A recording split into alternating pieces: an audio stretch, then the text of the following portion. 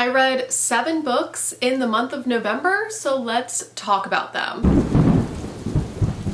Hey guys, welcome back to my channel. So this is my November wrap-up. I'm going to be talking about and reviewing the 7 books that I read in the month of November. If you're new here, how I do my wrap-ups is I start with the books I liked the least and then work my way up to the books I like the most. So I start with rants and I have 1 and then I end on raves. So before we go ahead and get started, I just want to say there's a lot of empty shelves behind me. The only reason these aren't empty is because I ran out of boxes. I am moving super soon. So everything is pretty much getting packed up, but I just need more boxes for these guys behind me. So that's why I have like just empty shelves hanging out. My life is pure chaos. So if I miss a week in December or 2 weeks or whatever, I will let you know. But yeah, I don't know how consistent my uploads are going to be after this video, but I will be back. Definitely will be back in January if I do miss some time in December. But yeah, I will be back to like my normal self in January. I plan on doing more vlogs, things like that I used to do on this channel that I had to kind of take a step back from because of my personal life. But yeah, I will be, you know, talking more about things in 2025 and back to my usual mentally ill self. Yeah. Also, end of year content, like I said, will probably be out in January if I don't have time to film and edit it in December. It's like dog hair stuck to my chin. But yeah, aside from like worst books of the year, best books of the year, let me know if there's anything that you want to see specifically, like category wise. I can definitely do that. Yeah. Any suggestions, feel free to leave them in the comments down below, and let's just go ahead and get started. I had one 1-star read, and I actually just posted an entire solo review on this one last week, and that is The Eyes Are the Best Part by Monica Kim. This book was so fucking bad, and this book is so loved all over the internet. Everyone obsesses over this book. It is on every single feminine rage unhinged woman list that I see on Instagram, on here. This book, I cannot go a single day without seeing something about this book online, and everyone is obsessed with it. I, however, was not. So I do have an entire spoiler-free rant review on this one that will be linked up above and down below, but yeah, this one just did not do it for me. So we're following this like Korean American girl. She's 18, and you know, her father leaves and abandons her and her sister and their mom, and their mom ends up spiraling into like a deep depression after that, and becomes kind of abusive. And she meets this man, this white man, that she enters a relationship with, and he is like super like very sexist. He has a fetish for Asian women, and you know, there's lots of commentary about shitty men and racism in this book, and the overall gist of why I did not like this book was the writing. I thought the writing was so poor. It was very YA. It read like a children's book, pretty much, like a children's horror book. Like, there were some horror scenes in there that were like gross or whatever if you're not me. But the writing was so poorly done. It was very slow, very childlike. She's supposed to be 18, reads like she's 15, but then there are certain parts of the book where she's like telling us all this like racial commentary, and it just felt like she was older than 18 then.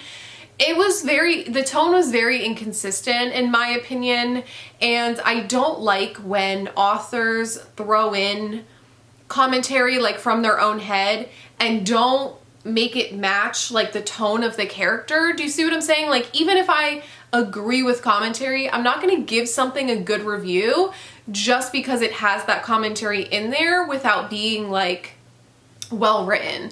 And I think that's the issue with the internet, is that people are constantly giving books, you know, 5-star reviews because they have like racial commentary or whatever. And that's great. That's wonderful. Like, I'm not saying I disagree with that. But I like when it's well written and well done. And this was very, very poorly done in my opinion.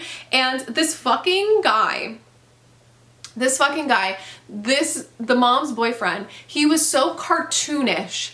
Like, and I know people are saying, oh, but that's the point. Like, there are men that are very cartoonish like this. And yes, your points are valid, but this man was so over the top, cartoonish, like typical, like stereotypical American man. Like, he only eats bacon and macaroni. He drives a pickup truck. He makes comments like, oh, I only like women because they clean.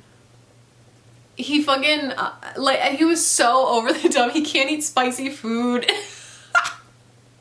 Guys, I just can't justify giving a good review to a book that just, I'm so shocked. I am so shocked that so many people love this book, and I'm so shocked that it's this hyped, because this was a very poorly done unhinged woman feminine rage book, in my opinion. Then I had 2 books that I wasn't really sure how to rate. I was kind of like, I gave both of them 3 stars, and then I was like, are these 3 stars? Are they more like a 2.5? Like, they're average, but maybe slightly below average for me personally. The first one was my book club book.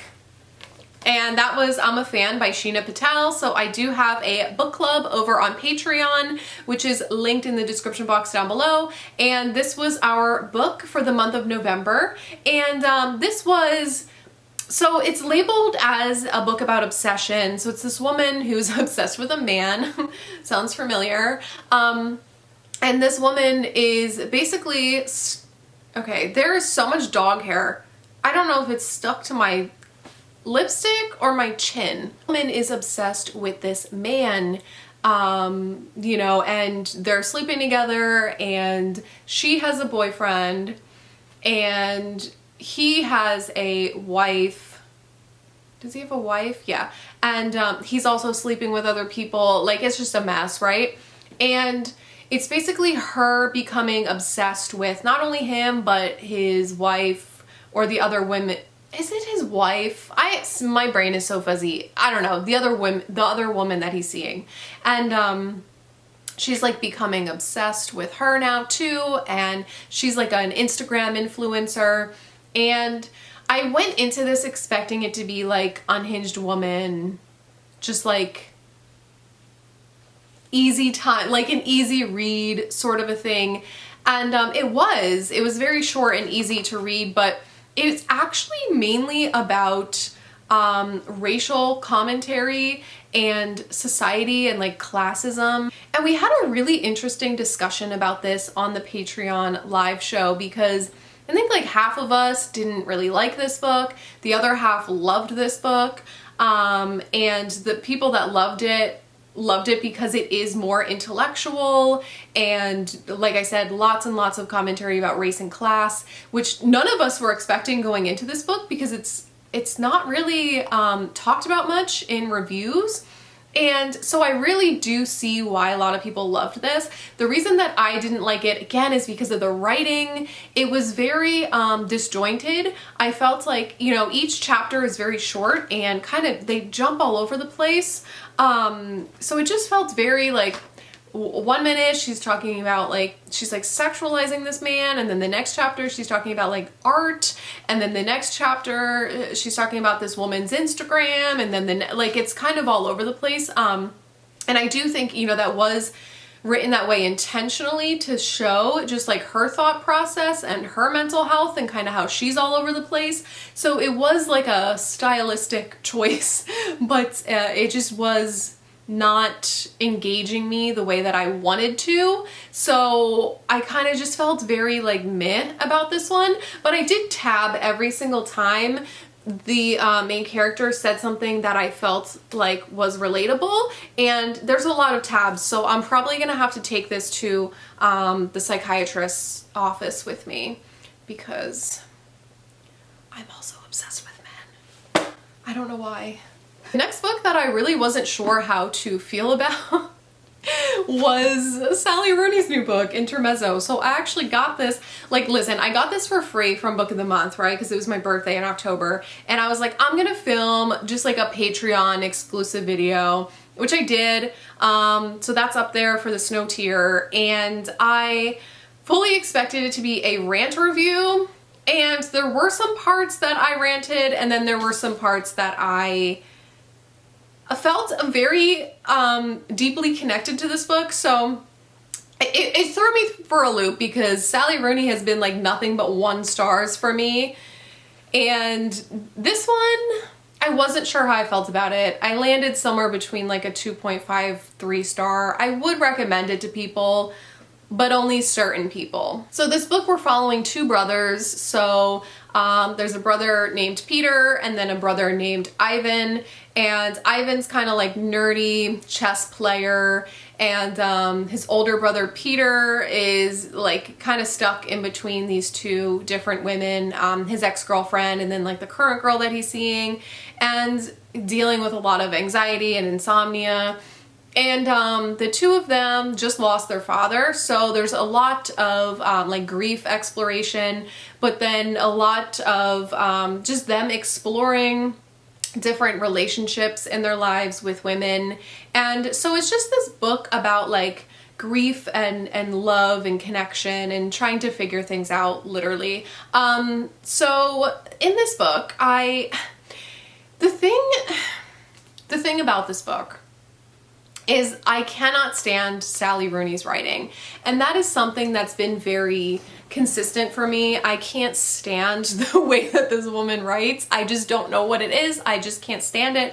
I do think this one was a lot better in terms of like the characters being fully fleshed out and like, I don't know. I do think it was a lot better in that regard compared to like Normal People, which I felt like, don't even get me started with that.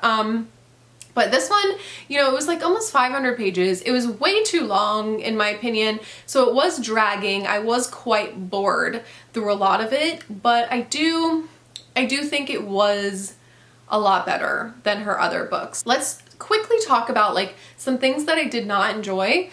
Ivan was just like weird. The nerdy guy, everyone loves him.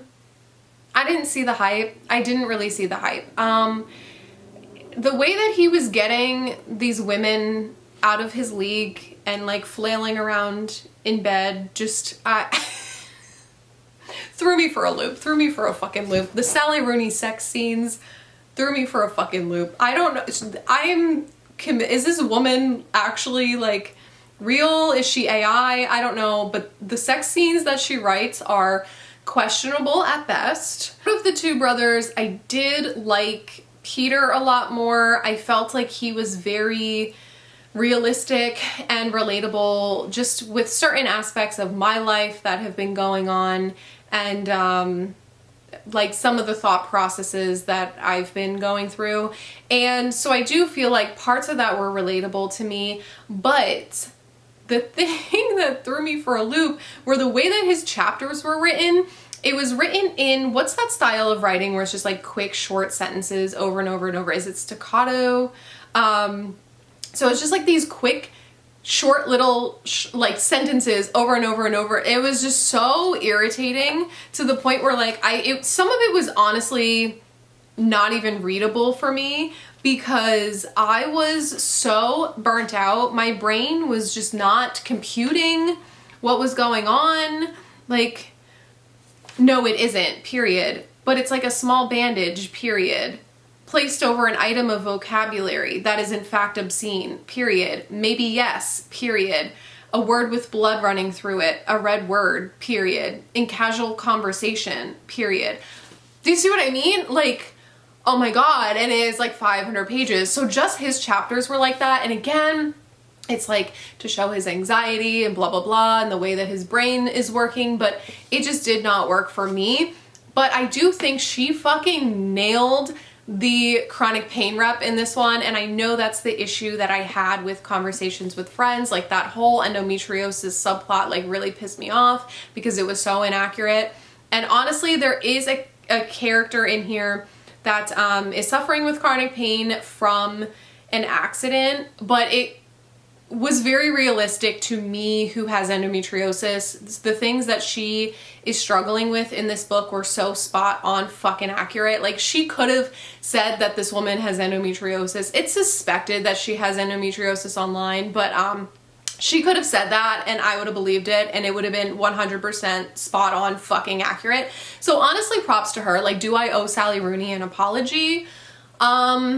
Do I owe anyone anything? No. Do I owe her an apology in my own brain? A little bit, because I do think this was like extremely heartfelt and emotional for me to read about in certain aspects of this book, but in others almost put me, my camera just died, but yeah, other aspects this book put me to sleep. I was not a fan of the ending, so it was kind of like meh at the end of the day, but honestly, I would recommend this one to people. Next, I had a 3.5, and that was Lapvona by Oteza Moshfegh. This is my third book that I've read by her, and this is by far the weirdest, wildest one yet. So this is probably not a good place to start with her books, because I feel like this one is very out of the box, but I feel like all of her books are vastly different from one another. So we're following this like village. It's like a medieval village called Lapvona, and so we're following the perspective of this like shepherd boy, like this young boy. He's a shepherd. He lost his mother. We're following his father. There's like this evil lord. He's like a lord slash governor who's like super corrupt. And then we're following this woman who was a midwife, lots of different people in the town, and basically they're struck with like all of these disasters all the time, and there's this incident that happens involving this young shepherd boy, and we're just kind of following him throughout the seasons and what happens to him and what happens to the town. I don't want to give anything away, but this does explore a lot of themes such as like classism and even like pandemic adjacent, I think, because I think this was written during the pandemic, if I'm not mistaken. Copyright 2022. Yeah, so I almost feel like this was sort of pandemic adjacent in a way. But yeah, just lots of themes about like classism and society, and this book is really fucking weird. It's really wild, it's engaging, it's fast-paced, but it's really weird in a way where there's so many like disgusting scenes that were thrown in there about like cannibalism, breastfeeding. So many weird things happen in this book that some of them were so random and kind of thrown in there like for no reason. And I'm like, I'm not mad at it by any means, but I was like, whoa, I was not expecting all of this. But yeah, overall, I would recommend this one. I had a fun time with it. I liked it, just not my favorite book from her. And I had 3 4-star books. I didn't have a single 5-star that I was like super over the top obsessed with, but these next 3, I really loved reading them. And the first one is a nonfiction book. It's Crying in H Mart by Michelle Zauner. This is a nonfiction memoir written by this Korean American woman, and it's basically about her mother dying from cancer, and it's a lot of grief exploration and basically, you know, their relationship and kind of how things changed throughout her life while her mom was battling cancer and after she passed away. And this woman, she's like in a rock group called Japanese Breakfast. I honestly don't know anything about them or their music or whatever, so there are some chapters about like her music career and just like her personal life in there. And there's a lot of food talk. So her and her mom, like their love language was like sharing food together and like, you know, eating these different Korean dishes. So there is a lot of like food talk in here, which I thought was boring and took me out of the story, but I see why it was done. But that's why I gave this 4 stars and not 5, because I was like, there were certain chapters that I was like, okay, I don't care. But like, I understand why it was done and why this would be like meaningful to someone else. But yeah, this honestly might have been a little bit too much for me. My mom passed away from cancer, so like reading this was just very gut-wrenching for me. Even though my mom passed away a very, very long time ago, like it's still not an easy subject for me. So this probably wasn't the best read for me personally. But yeah, it was very heavy hitting, especially in the second half, and I highly recommend it if that's what you're looking for. Then I read All Fours by Miranda July. This is a weird book. This is definitely an unhinged, wacky, weird woman book. So we're following this woman. She's married, she has a child, and she just decides she's in her 40s now, and she decides she's gonna do this cross-country road trip. So she's gonna drive from LA to New York and stay there for a couple days just to like do something spontaneous, right? But as she leaves, she decides to stay in a hotel only 30 minutes away from home, and she basically has these people come in, completely remodel the hotel room that she's staying at, like spent all this money remodeling the whole place. It stays there the entire duration of her trip, and then like falls in love with this guy that works at the Hertz gas station or whatever it was. And it's basically her like navigating, like having a midlife crisis pretty much. So lots of commentary about like having a midlife crisis, lots of menopause commentary, like womanhood and sexuality and marriage and monogamy, lots of M words. But yeah, just lots and lots of different themes in this book involving womanhood, and I really enjoyed it. Like I thought a lot of it was hilarious and relatable because I'm insane, but then there were parts that were so ick. Like there were some parts of this book that just gave me the ick. I was like, girl, what are you doing? And then towards the end of the book, it was just kind of dragging. Like I just wasn't sure if I was 100% on board or a fan of where this book ended up going. But I do think like the first half especially was just really weird unhinged woman territory, and I do really, really love the commentary on like maturing and getting older and menopause and things like that. So I really like this one, but some of the relationship things happening in here, questionable at best, but I do think a lot of this was sort of relatable with the point that I'm at in my life right now and kind of just like new beginnings and things like that. So I highly recommend this one. It was a fun time. Last but not least, Revolutionary Road by Richard Yates. This is a book about this couple, Frank and April. Takes place in 1950s. They're married, and from the outside looking in, they look, you know, perfect. They look like the perfect married couple. But behind closed doors, their marriage is not all that wonderful like people think it is. Basically just following them throughout their marriage and how they keep, you know, doing things and thinking that things are going to get better, and then we see the reality of the situation. This book handles topics and themes such as marriage, obviously, codependency, and just like the pressure of conformity and like trying to fit in and have that like perfect marriage and life, like the illusion that you see all over the place, you know? And it's like, does that really exist? And just like how you can have this like image of someone in your head and they don't always match up to that image in your head, and how that just like compromises the reality of the situation.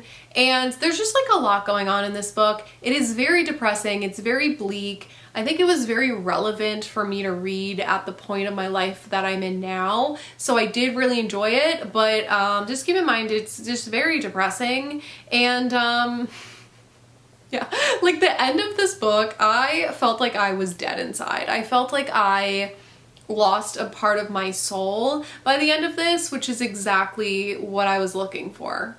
It's exactly what I'm looking for all the time whenever I read a book. So yeah, that is it. Those were the 7 books that I read in November. Let me know in the comments down below what your favorite book that you read in November was, and I will see you in my next video. I don't know if it'll be next week or not, but if not, I love you guys, and I'll see you whenever I'm back.